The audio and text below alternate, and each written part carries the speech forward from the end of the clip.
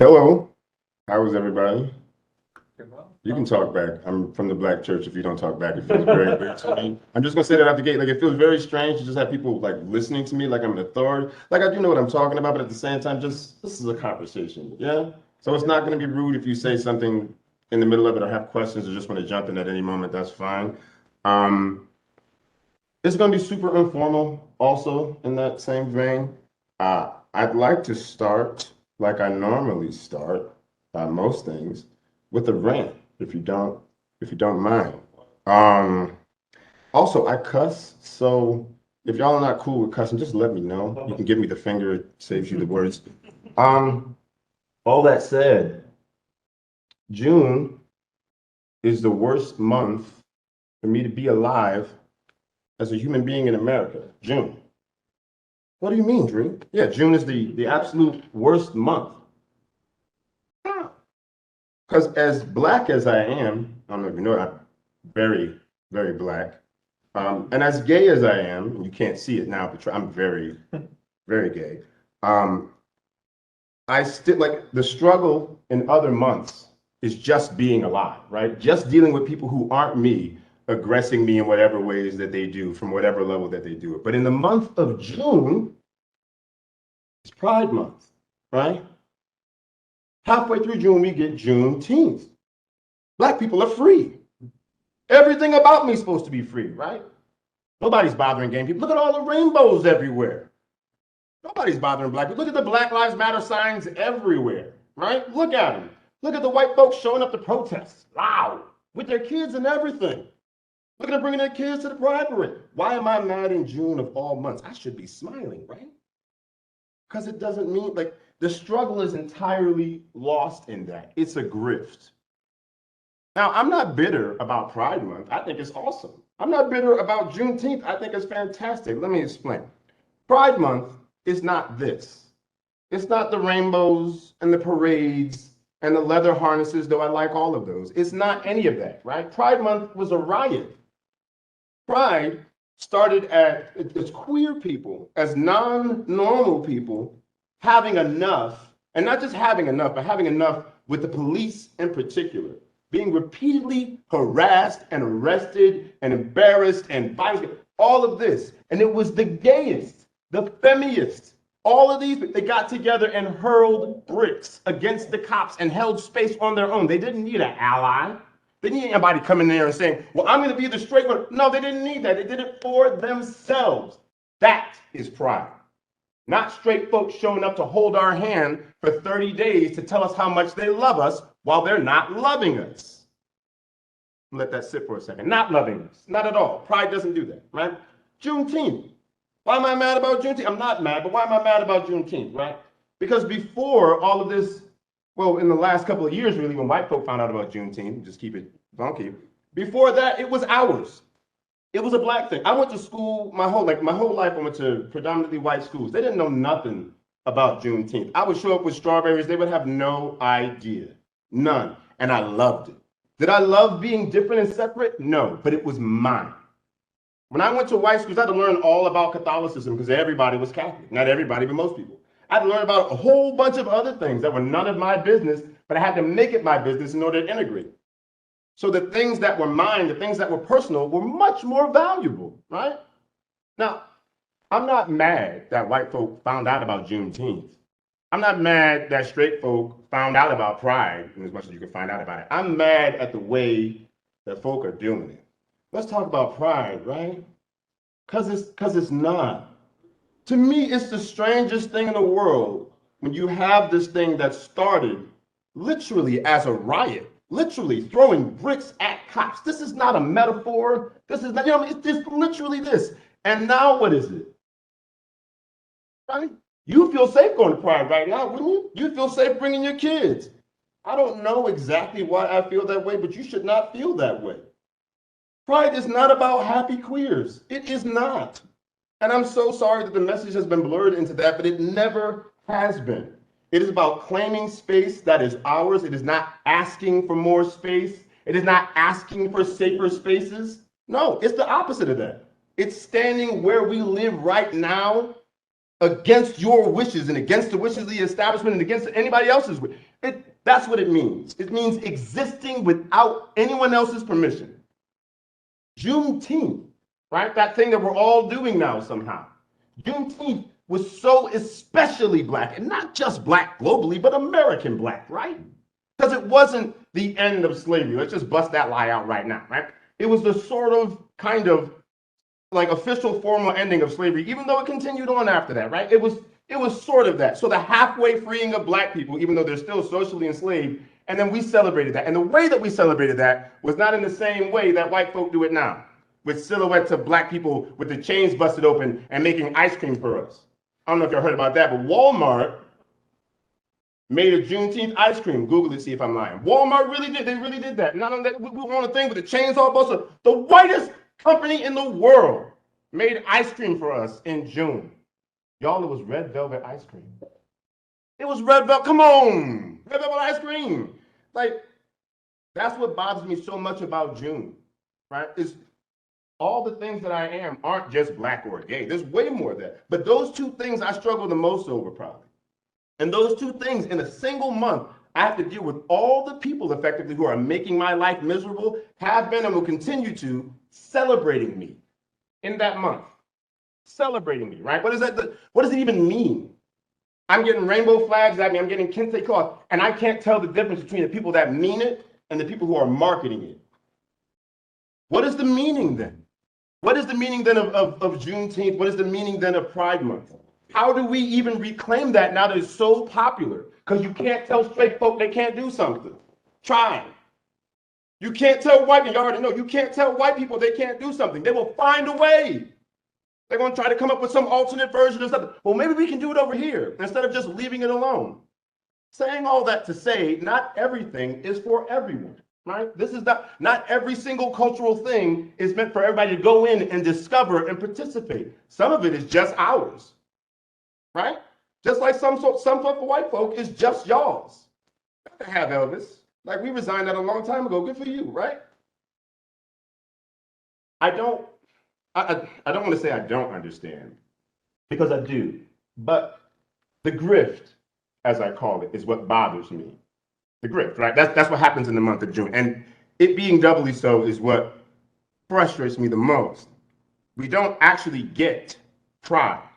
We don't actually get to talk about the experience of being queer in the world, the particulars of navigating being an American and queer of any kind, on any level. We don't get to talk about modulating sexuality and changing and ongoing sexuality. We don't get to talk about any of that.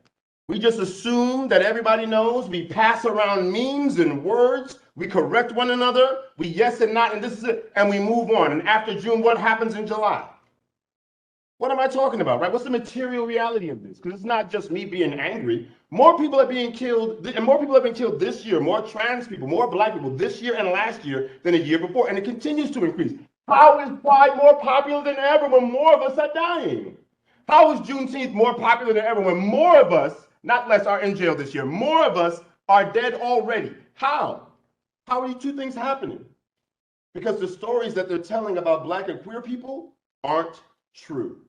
Because the stories they've decided to house themselves in and rest in, that's not where we live. I don't live in that rainbow flag story. I don't, and never have. I've never one time ever lived in the fantasy of black people being over slavery and free. I've never one time imagined a black person in chains, much less broken ones. That story was taken from us, right? So this isn't just like, oh, well, make sure you go out into the world and tell stories about other people. It's being considerate about it. It's understanding that not every story or even every part of a story is yours to tell. And more than that, you can't tell every story. Right? You can't. I understand that there's some room in there where you're massaging, like, okay, so I get to talk to someone and do my, we all know this, right? Do your research, secondary sources, all this other guys, find out the humanity, yeah. But then there's certain things you can't talk about. And I don't mean shouldn't, I mean, you can't. You're never gonna get it accurate. Men, we can't talk about birth. We can't talk about childbirth. You can sit there with a whole gang of women, 5,000 of them, every single day for years and years. And you know what? You can probably get really close. But there's going to be something subtle in there that you miss. And not just subtle like, oops, there's a little piece missing. There's going to be something essential that you miss. What do I mean? I'm gonna give you an example. It's my favorite one, right? Because I used to believe that all you really had to do was spend a whole lot of time with people, right? Really learn the culture, really learn the whatever's, the particulars, and you would get it. Ask questions, be curious, make mistakes. No, that's not true. Not true. I'm explaining a funny story. Well, I think it's funny. I was I was in seventh, eighth grade. It was the first time I was ever allowed to spend the night over a friend's house. All my friends were white. My mom was racist. I wasn't allowed to spend the night with white people. So when I finally got permission to do it, I was very excited, super excited. I knew it was going to be a little weird, but I was excited. So I spent the night with my buddy Jared's house. Italian family. They eat big and everything. I'm having dinner.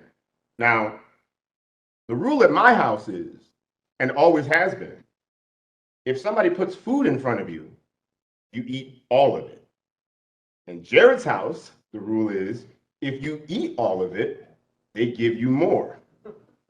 You see where this is going. Like 2.5 hours, not even kidding, later, she had made a whole other meal. And now, not only is she serving me the second meal, but now she's mad and shit talking my mom because she thinks I've never eaten in my life. And I'm a little tiny little something. I'm 4 something and like what, 50 pounds. So it looks like I'm a little starving baby. Not to mention the fact, all the commercials with Madam Struthers over there, with us with flies in our eyes, and you see, it's very easy to see how she made that connection.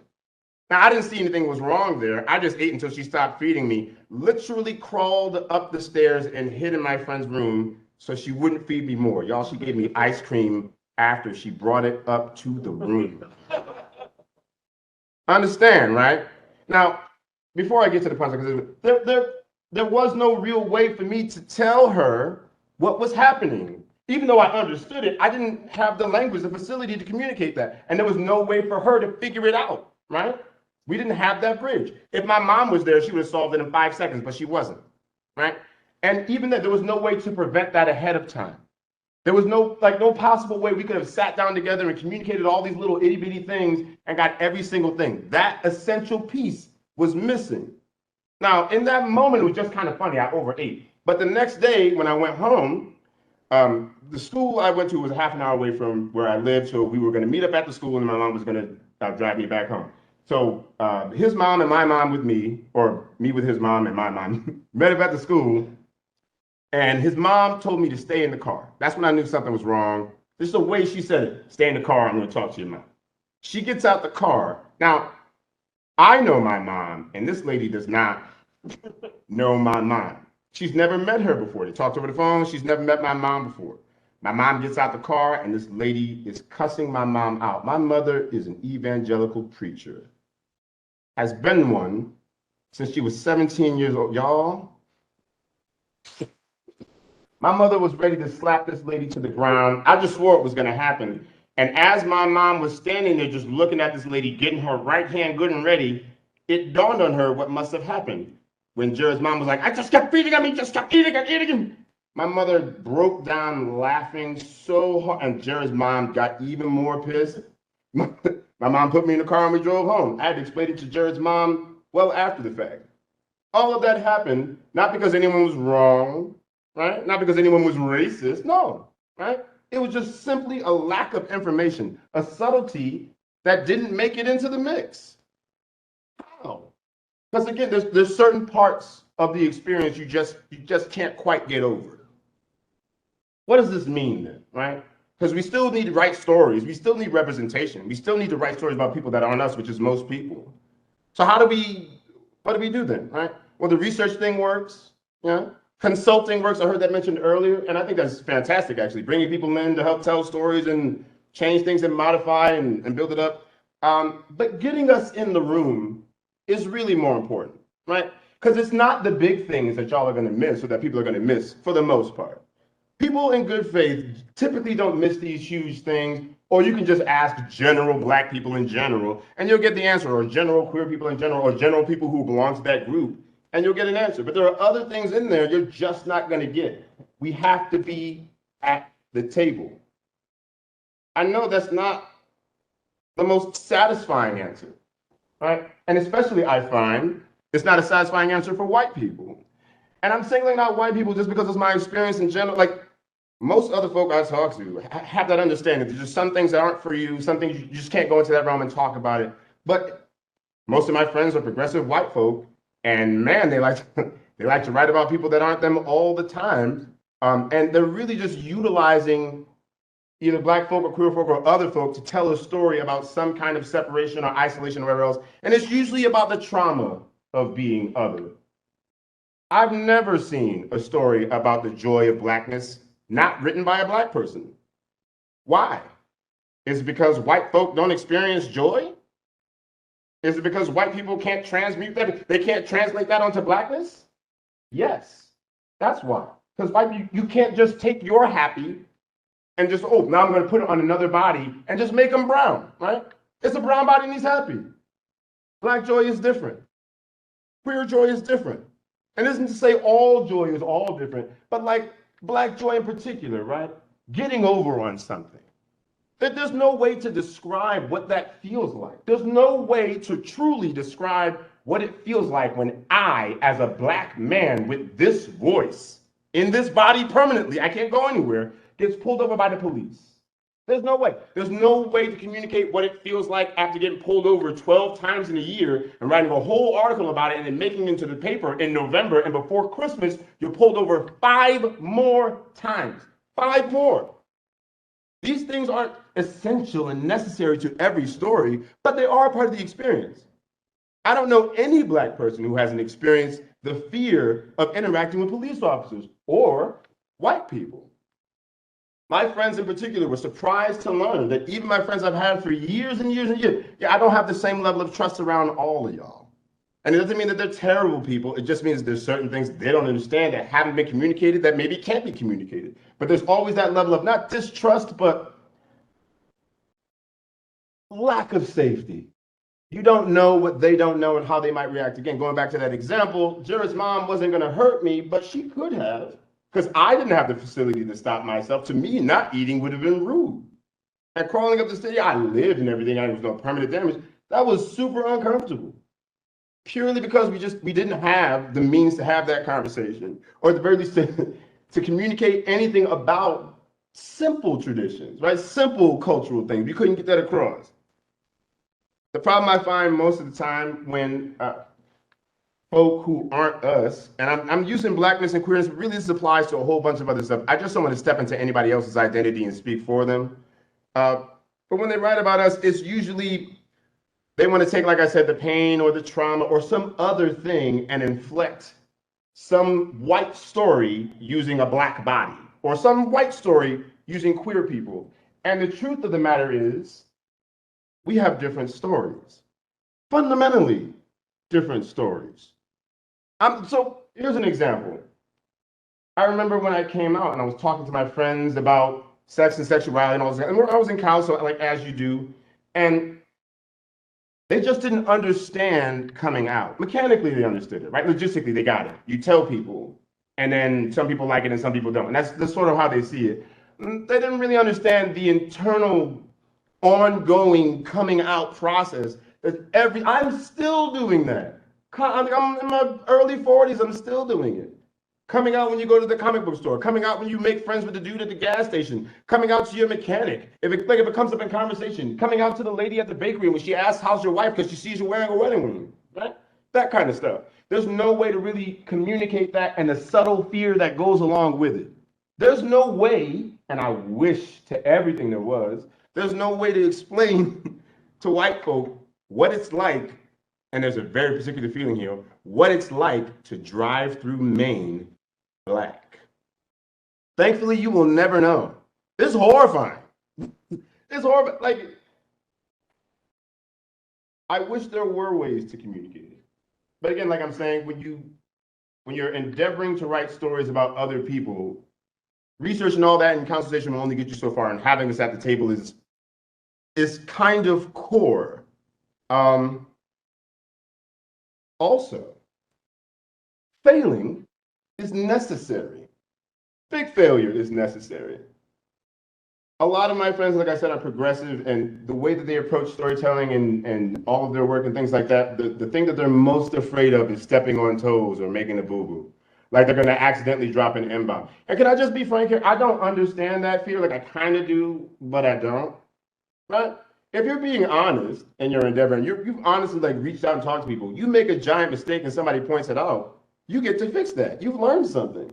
Instead of, right, well, I got it wrong and now I'm a this-ist or I'm a that-ist or I'm some other kind of thing. It's the isms that we are usually afraid of when writing about other people. And we're trying to avoid the ism instead of trying to successfully tell a story about that experience. And when we start from that perspective, how do we successfully tell a story about Black folk, or about Blackness or queerness? And it becomes self-evident, right? But we got to have somebody Black or queer to tell us this. Because while we can construct a human story very easily because we're all human, that little piece of that Black part, we got to have somebody who knows what that's like. There's just no other way. There isn't a substitute for Blackness. I'm gonna say that again. There isn't a substitute for Blackness. Just like there isn't a substitute for being a woman or a femme. There isn't a substitute for being queer. There isn't. These are particular experiences. And while definitely you should write about other folk, there are parts of this that we need to come to terms with. We're not going to be able to get all of that on the page, and instead we just need to widen our circles. When we're talking about inclusion in writing, we usually are thinking of in the groups that I've been in, it's usually a conversation about how do I, as a typical, this is the default, straight white guy, write about somebody who isn't straight and white. I wish there was an easier, and more straightforward answer than just get to know Black people, get to know queer people. Go to a soul food restaurant run by Black people, not one of these other. Go to a soul food restaurant or go to Black church, honestly. Especially as a white person showing up. If a white person showed up to my church, you would be absolutely inundated with people asking you questions, talking to you, and all this other kind of stuff. You learn a ton. And if they found out you were trying to write a story about Black folk, they would be all about it. Because that's the thing, right? And this is the little secret behind all of this, and the warning and the scary and don't do it, is that we want stories to be told about us by folk that are not us. We want people to try and figure us out. We want them to get it wrong and then get it right the next time. Here's a really good example. When I was a kid, I wasn't allowed to read horror, and so of course I read horror. And the first really scary book I ever read was It by Stephen King. It was 1986. I was in first grade. I was not allowed to read Stephen King. I read voraciously. I was not allowed to read any of this stuff, but I had a library card, so I went and got it. And I got that, and I picked a book randomly off the shelf, and it just so happened to be the 50th anniversary edition of The Hobbit because my nerd game is strong. It didn't even have a title on it; it was a gold book. And so when I was at home, I would read The Hobbit in front of my mom, and then on the bus to and from school, because it was a half hour, I would read it. And it was terrifying. It was just after the movies don't even come close.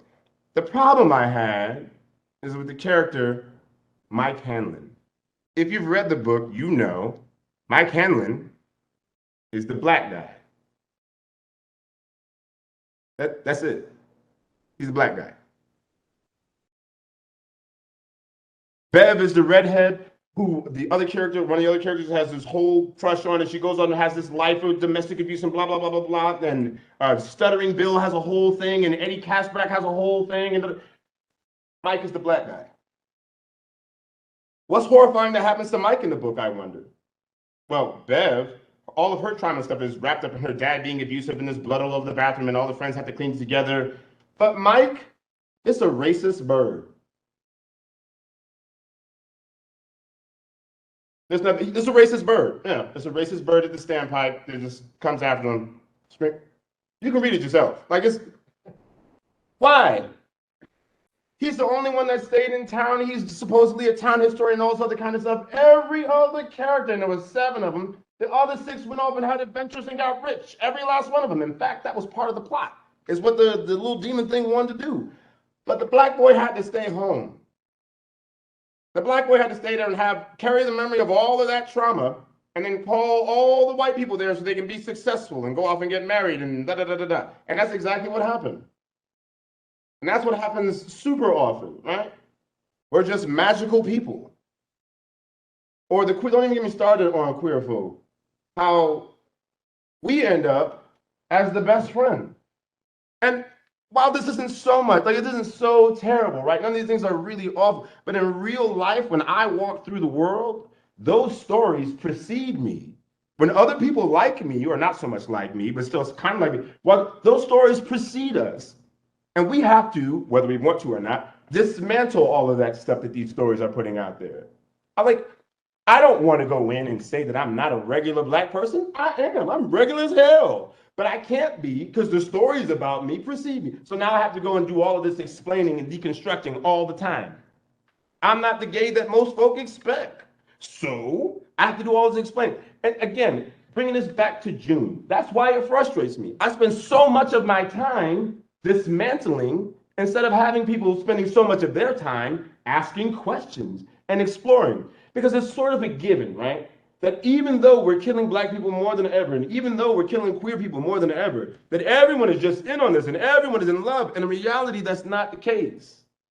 That's a story that needs to be told. And in an ironic twist, that's a story in some ways and from some perspectives that can only be told by white people.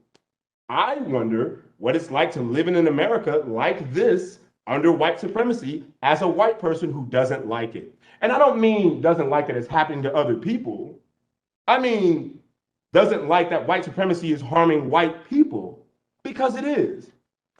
Why don't white people write about this? And this is another thing, right? When we talk about the other, we almost always frame it as some kind of problem. Right? We almost always do. Or when we have brown and black people, that's their whole personality. That's their whole character. We take a white character and we just make them brown. Oh, but then we got to make them extra black, so let's make them an athlete, right? Let's make him a basketball player.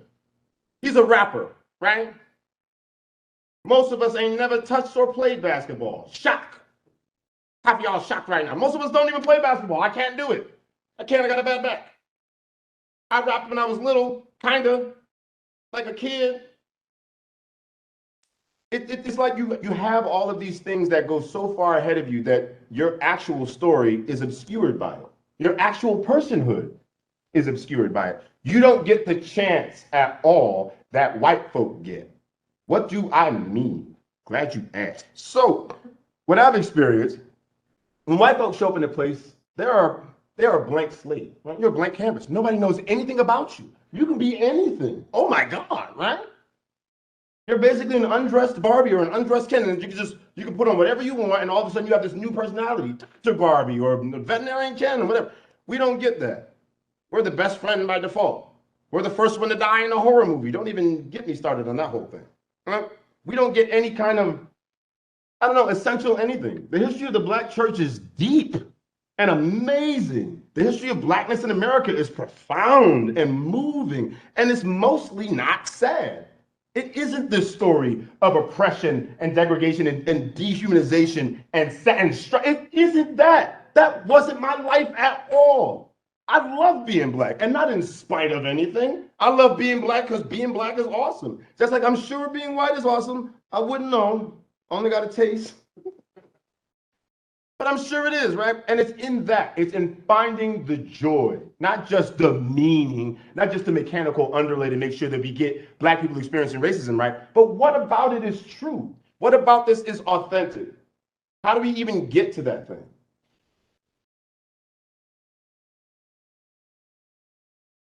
I think about properties like Star Wars that I grew up with, Star Trek.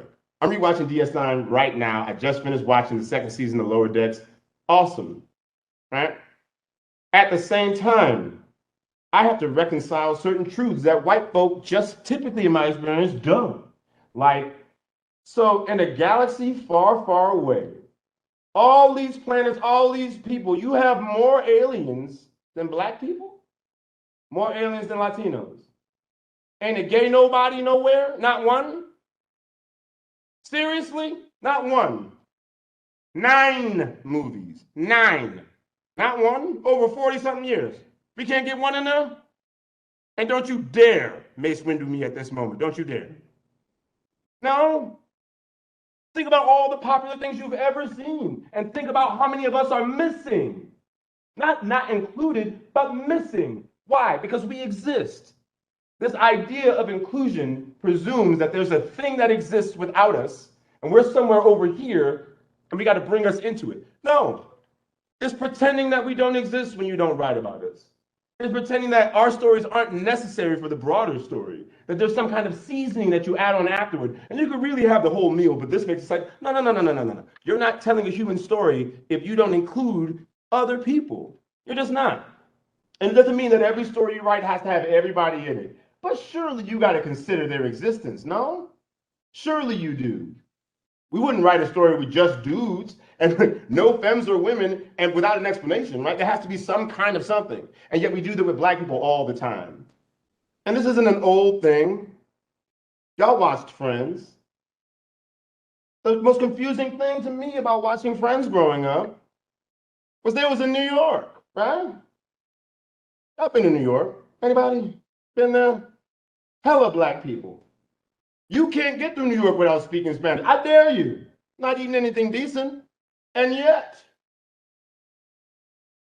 they had a black lady on the show, and it was a whole riot. It was a whole surprise and shock. White people were just leaving work early. I got to see it. There's a Negro on TV in New York. In New York, how is it that we can have not only that story be told, but be so successful and beloved when it's so absolutely false?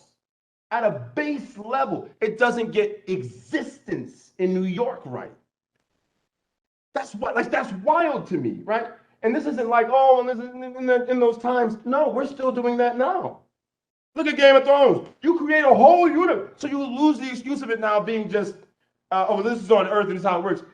You lose that, and now you have this whole fantasy world where you can put anything in it, and you have one black dude who you just emasculate literally, a black lady who's a slave, and then another black dude that you kill. And that's it. While white people get to fly around on dragons and have prophecies and stuff.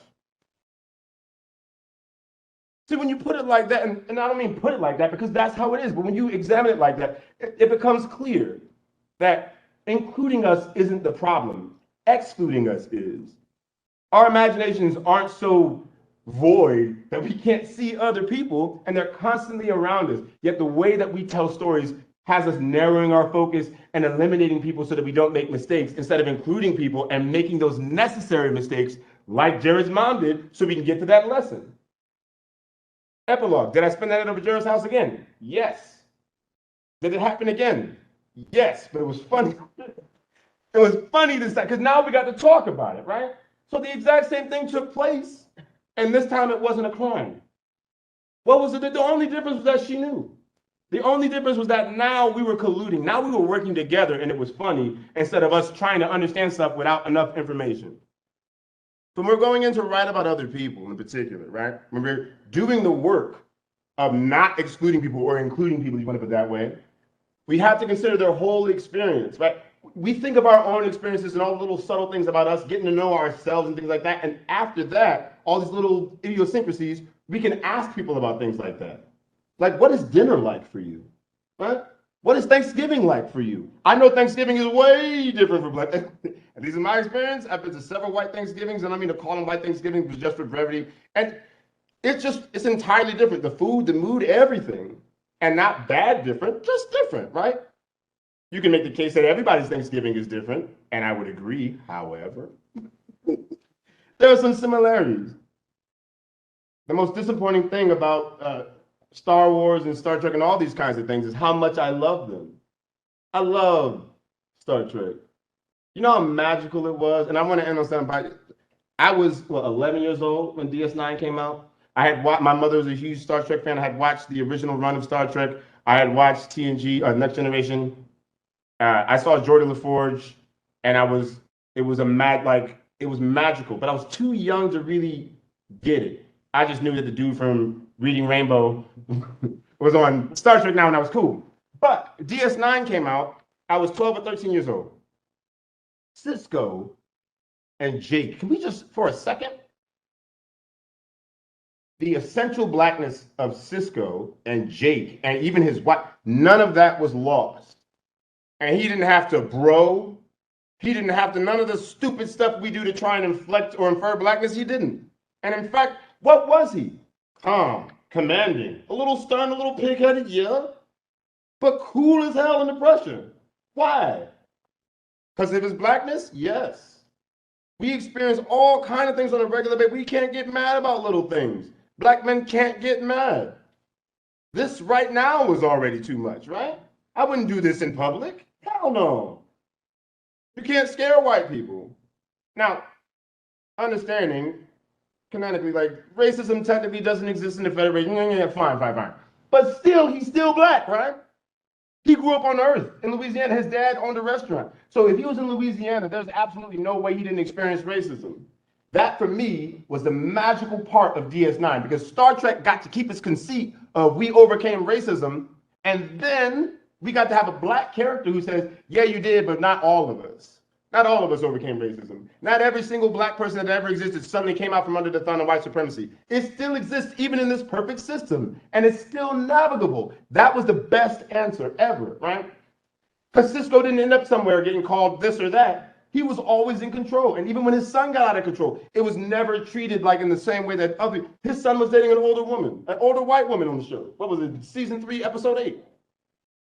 Almost literally a prostitute, right? Almost. Not that that's a problem, whatever, but that was played just like a young boy going out and experiencing his sexuality, and the dad was trying to deal with it. And in fact, the dad was dealing with it in a way that, well, we would say traditionally most men would deal with their daughters losing their virginity. That was a magical thing. And we don't get that with that same character being white. We don't. It doesn't mean that white people can't tell stories and can't be utilized to tell stories. It means that when you include more people, you can tell more and better stories. Yes, let's keep telling stories about white people. Absolutely, that's going to happen. But there aren't enough stories about people like me. There aren't enough, and keep it extra funny. There aren't enough stories about us as villains. Can we lean into that? There aren't enough. Ursula, because it's Pride Month. Ursula, for me, was the blackest, queerest villain of all time. And this is important, she was right. She was 100% right. The throne was hers. She had to use subtlety and trickery to get what literally belongs the blackest thing ever. These things are doable and have been done. Yet when we get to the place of telling these stories, we just fall back on what we know and go, oh, well, how do we include these characters? We act like it's a special project instead of what we already do. Right? Making a cheeseburger for you is no different than making a cheeseburger for you, except for the condiments, right? We talk about what it is that we want. We talk about what a complete meal looks like for you. And we do that on a case-by-case basis. And when we're including people, we need to do that same thing and take those same considerations. That's it generally. I'm hoping that more people are brave enough to step in spaces and tell stories about people that are nothing like them. And I don't want to even come out and, like I said, I'm using myself as an example because I don't want to step in anybody else's shoes and speak for them. But like everybody that is in us, right? I suffer from PTSD. I went to the PTSD thing earlier. It was an excellent presentation. And it's a thing that's very difficult to talk about. I can imagine somebody else writing about PTSD, but also I can't imagine telling someone about it. I've been in therapy for 4 years. I can barely tell my therapist about it. And there's just certain aspects of being alive that just that person has to be allowed to get the mic and tell their story.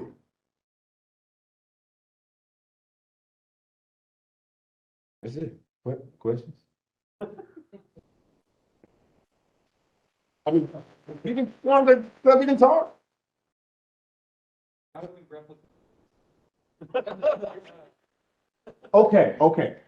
So I've thought this through, and it's a particular idea, but this is what I want to happen. Okay. Geordi LaForge has 2 twin daughters that are scavengers, and they go off into the galaxy like as non-Federation agents doing their thing. And of course, they're in the demilitarized zone, and there's a whole lot of problems with like the Maquis and whatever. Like that would work perfectly. You finally get to dig into the politics of Star Trek outside of the idealized world of the Federation, and you really get into the nitty-gritty about those who aren't under the umbrella of the Federation's protection. It would be wonderful. And you also get to explore all kinds of things, like all the settlements that they talk about, but we never actually get to see in all these other areas that aren't quite settled or aren't quite worked out to be Federation space. We really get to see exploration like Wild West style instead of this prefab. We have all these fabulous ships, and it's like colonialization in the future or colonization in the future, which, I mean, it is, right? We come up with the rules for other people we haven't even met yet. Prime directive my ass. It doesn't make any sense. What if that doesn't work for them? I'd love to see something like that. Or even, what's the word I'm looking for? Anything.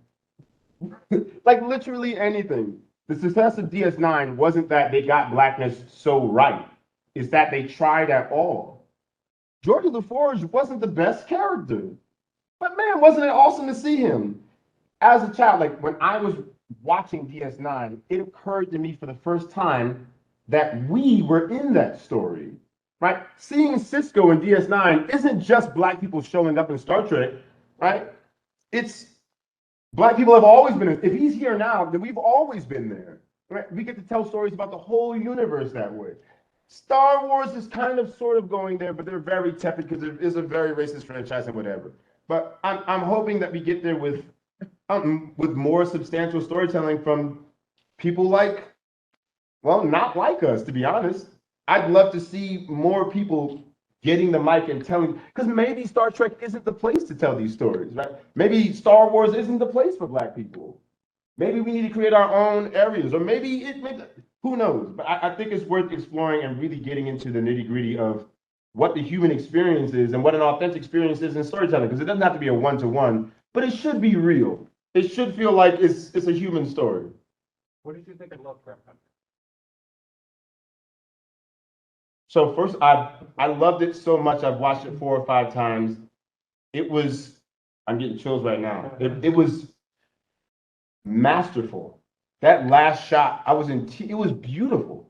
The whole, every little piece of it. I've never, like, I watched it and then watched it again. Like every episode, just watch it again and again and again. And like talk to my friends about, like my black friends who love sci-fi and horror, which is all of them. And we talked about it constantly. Because at first, just like with Cisco, it was amazing to see black people just there. We're in the room, we're in the building, right? And then it was amazing to see black stories, like the blackest stories being told. I had white friends I know my whole life, didn't know anything about the Green Book. And I had to explain it to, and it was so awesome. Like it was like, I think what people fear is that when you expose your ignorance, they're going to call you out. And instead, when my friends didn't know about the Green Book, I'm like, pause, let's talk about it. And we talked about it for over an hour. We got to learn more about American history. We got to learn about our history, not just like, because black history is our history, right? We got to learn a whole bunch about that. Like watching black people dress like black people. I can't, there's so many times you see black people in the thing, but then, no, we wouldn't wear that. We wouldn't be there. Or you'll see black people in places where they're just not sufficiently suspicious. And that's hard to describe, but like black folk wouldn't just hang out in a white town in the 50s. That would never happen. And Lovecraft Country really gave us not just, all right, this is a black, right? It gave us so many different flavors of blackness, so many variations. I love when she was exploring whiteness in the white body and how she was being a white lady, but the white lady was still clean. Like that was probably the best moment for me, is seeing a black person inhabiting a white body and behaving, at least trying to behave like a white person and getting it wrong. It was so messy. Like, yes, that's exactly what would happen. And I think that was the perfect way to invert that idea that, like, yeah, white people, if you literally step into our bodies, you would get it wrong. Right?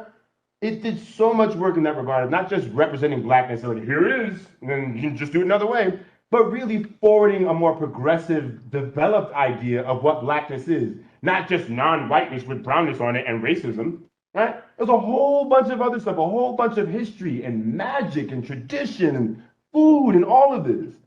I mean, it's difficult to bring those things to the fore when you haven't done it, but now that we have something like Lovecraft Country and a bunch of other things out there, we can build on that. We understand that these things only need to be attempted. That's it. I'm on fire now, I feel like. Anything? Nobody has anything spicy? Okay, well, thank you. Thank you very much.